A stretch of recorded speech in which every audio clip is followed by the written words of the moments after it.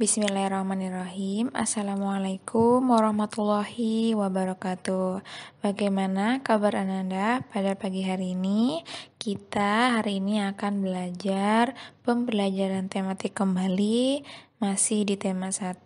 Sekarang kita sudah berpindah ke subtema yang kedua.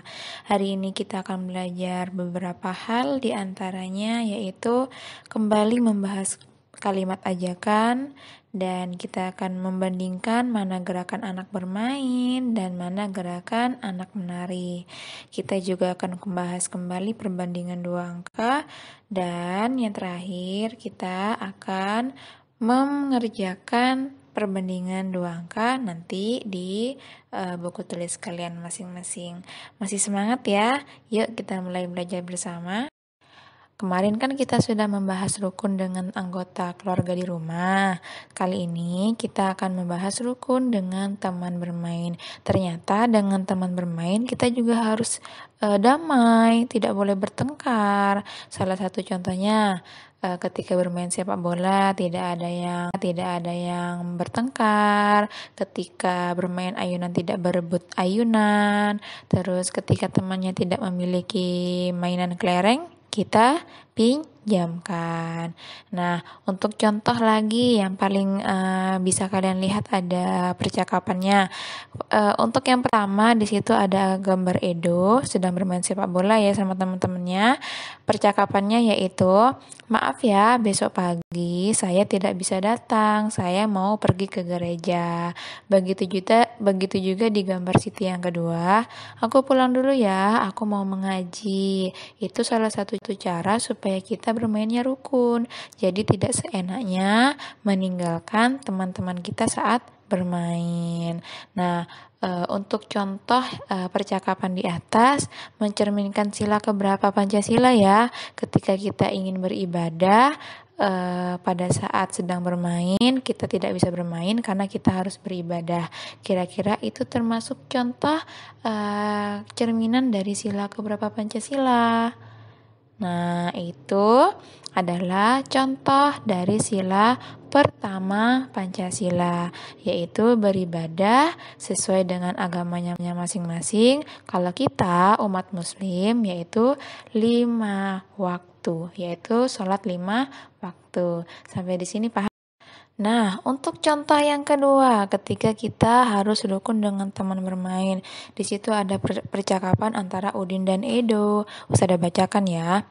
"Do, ayo kita bermain kelereng di lapangan."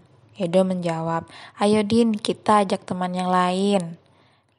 Boleh aja do, ucap Udin. Semakin banyak teman akan lebih menyenangkan.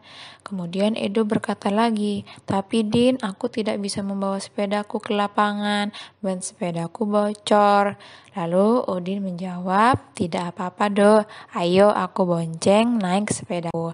Akhirnya Udin dan Edo mengajak semua teman bermain. Mereka tidak memilih-milih teman. Udin dan Edo selalu menjaga kerukunan. Nah, ini kemudian adalah salah satu contoh lagi kita rukun dengan teman, tidak pilih-pilih teman. Terus kalau temannya ada kesusahan gitu.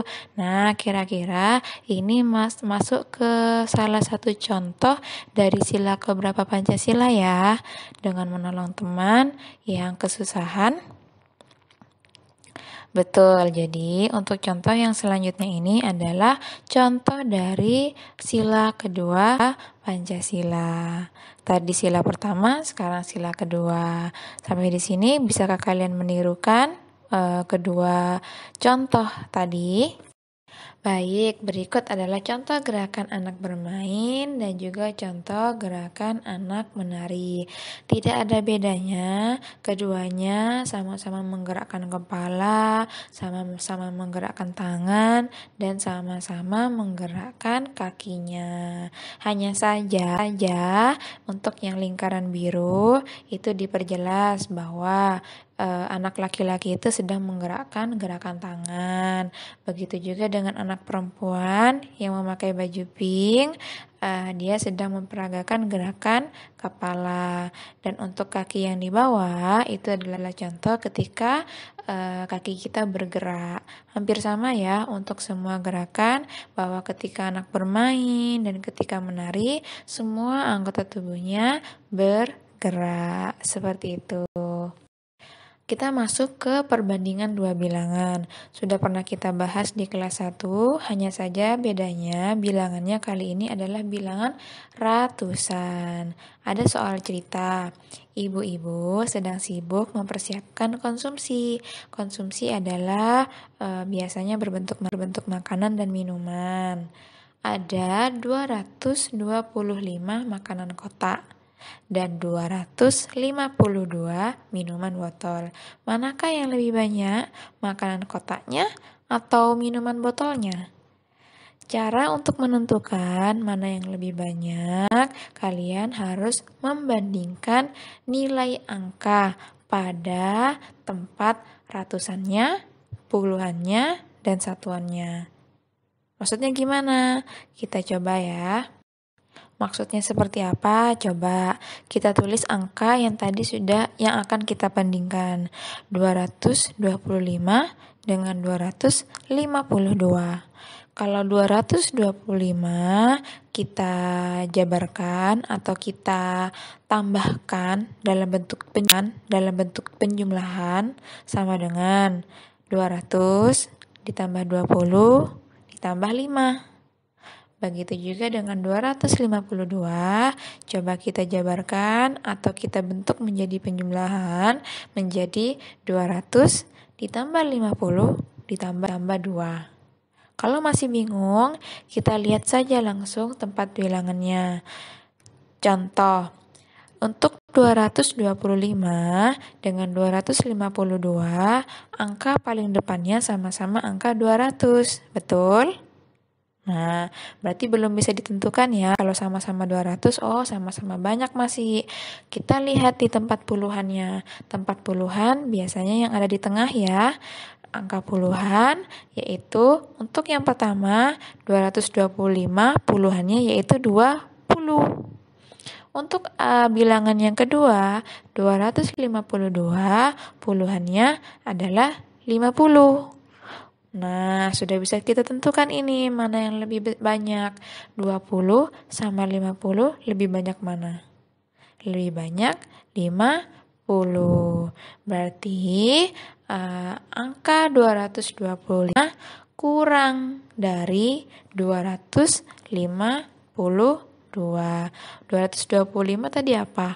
Makanan kotak. Berarti makanan kotaknya kurang dari minuman botolnya. Kalau masih bingung, silakan ulangi lagi ya penjelasan Ustazah. Baik, coba kita bahas lagi contohnya. Di sini ada kelereng Udin sama kelereng Edo. Kita anggap kubus itu berbentuk lereng ya.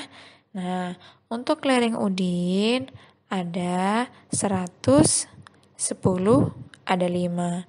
Berarti 100 ditambah 10 ditambah 5, totalnya 115. Untuk kelereng Edo ada 100, ada 20, ada 4.